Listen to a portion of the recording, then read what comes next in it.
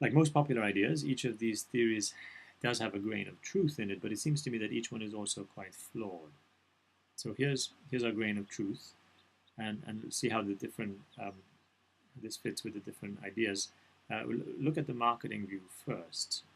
And the piece of this that is true is that some level of prosperity is a necessary requirement for consumerism. You do, after all, need something to consume to be consumerist, but it's a consequence of fallen human nature, and therefore it can be overcome by grace and virtue, particularly the virtue of generosity. So to claim that there's nothing we can do about consumerism in a prosperous society is really to argue that we have no free will and that we are permanently slaves to our desires.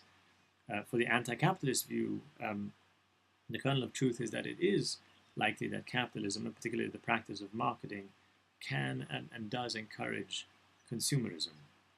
But it does seem rather extreme to say that therefore the only way to get rid of consumerism is to eliminate the free market economy entirely. We'd hope that this is not the case. And finally, Professor Miller is correct, it seems to me, when he says that many consumer purchases are made in an attempt to impress people, but this is probably for more immediate gratification, not because you care so much about how your descendants are going to evolve. So the three theories each have some aspect of truth to them, but each one is flawed. By contrast, I would like to present a more convincing explanation of how consumerism arises from Centesimus Annus.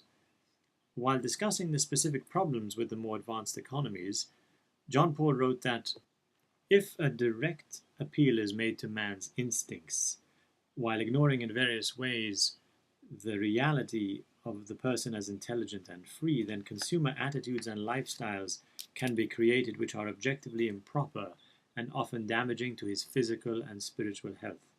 So in other words, if in the way we promote products we appeal to people's instincts without respecting their reason and free will, we encourage consumerism.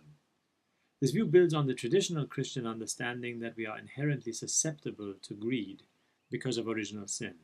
But unlike the physical temptations of lust or gluttony, which come from the body, greed comes from the mind. There's this helpful little book published very recently by Abbot Jameson of the Monastery of Worth in England. The book is called Finding Happiness, and in it the abbot presents the wisdom of the Desert Fathers applied to modern-day problems. With regard to greed, he cites Johannes Cassianus, John the Ascetic, who taught that greed begins with apparently harmless thoughts about being dissatisfied with what we have, and then it grows from there. So greed is the result of the thoughts we have and the stories we tell ourselves of what success in life looks like and what it will take for us to be satisfied.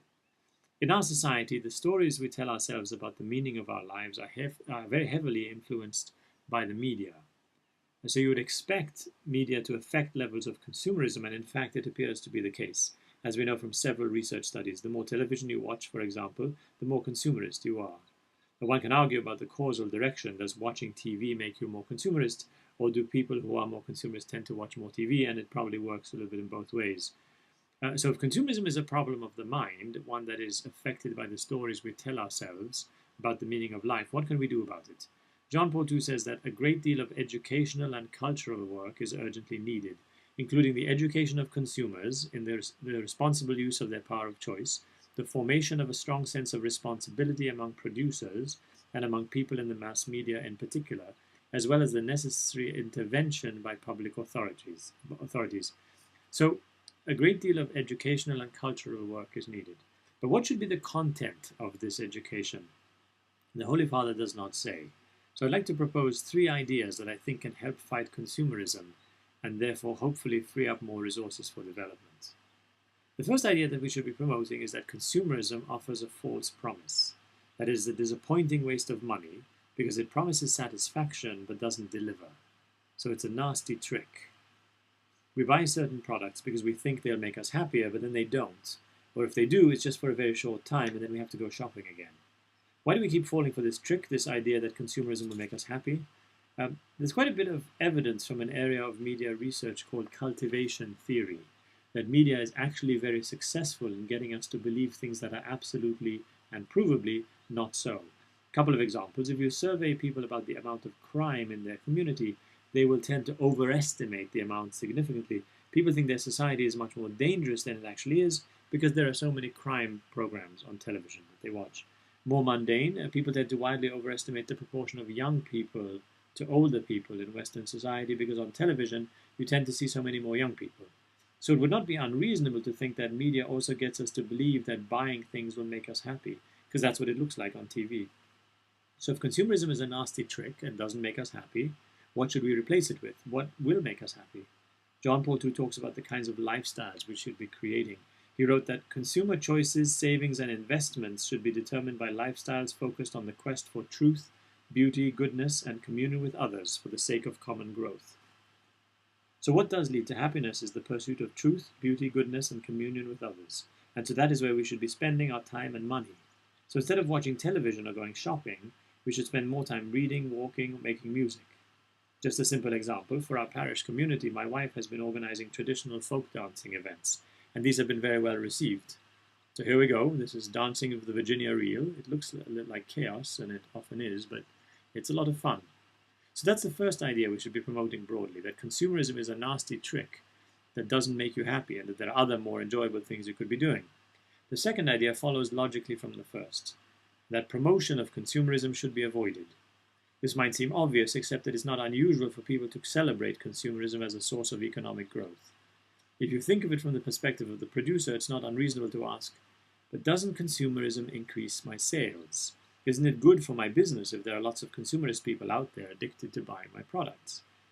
There are two ways to answer this. The first is to say, well, even if consumerism did grow my business and make more profits for me, that doesn't justify it morally.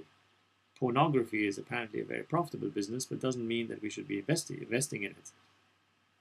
But there's also a more pragmatic response, the idea that promoting consumerism may not, in fact, be necessarily good for business. John Paul has noted that serving authentic needs makes us more productive. He wrote that work becomes ever more fruitful and productive to the extent that we have a better understanding of the needs of those for whom we work, and those needs should be based on an appropriate concept of man and of his true good. So having a better understanding of the true needs, the true good of my customers, should ultimately make my business more productive. The implication of this is that encouraging consumerism among my customers is not necessarily going to be good for my business. There's research evidence that suggests, for example, that consumerist customers are less reliable because they tend to go binge shopping, so a lot of shopping in a short time, than a period of withdrawal. Research also suggests that consumerist customers are more likely to go bankrupt and are also less ethical, so they're more likely to try to steal from you. These don't sound very much like ideal customers, do they? In general, and contrary to common perceptions, appealing to consumers' baser instincts, is not necessarily more profitable than providing more wholesome products. The Dove Foundation studied the US film industry and looked at all the major film releases from a recent 4-year period. In particular, they wanted to know why companies persist in producing so many adult-focused films. Also, are these more profitable? Here are the results. The average profit per adult film or R-rated film was $18 million in this study. The average profit for a family-oriented film, so G-rated, was $92 million, more than 4 times as much. So doing the right thing, serving the authentic needs of your customers, is not necessarily less profitable. In this case, it's quite the opposite. It can also be more profitable to promote non-consumerist practices among your customers, and it can help differentiate your company and make your customers more loyal. Here's an example from one of my clients, Kimberly-Clark Corporation, manufacturers of Scott tissues and Huggies diapers, among other things. They have this website they call the Common Sense Community, where they post articles and advice on how to save money and avoid waste. You'd think that a consumer company teaching their customers how to avoid waste would be harmful to their business, but they've found, on the contrary, that it's good for their business. Now you may say that's fine for individual companies, but isn't consumerism actually good for overall economic growth? At the macroeconomic level, if people spend more, doesn't it grow the economy? But the alternative to spending is saving, and so more saving means more investment, which is as good, if not better, for overall economic growth than more spending would be. So I don't think that there's any basis for justifying consumerism by saying that it's good for the economy.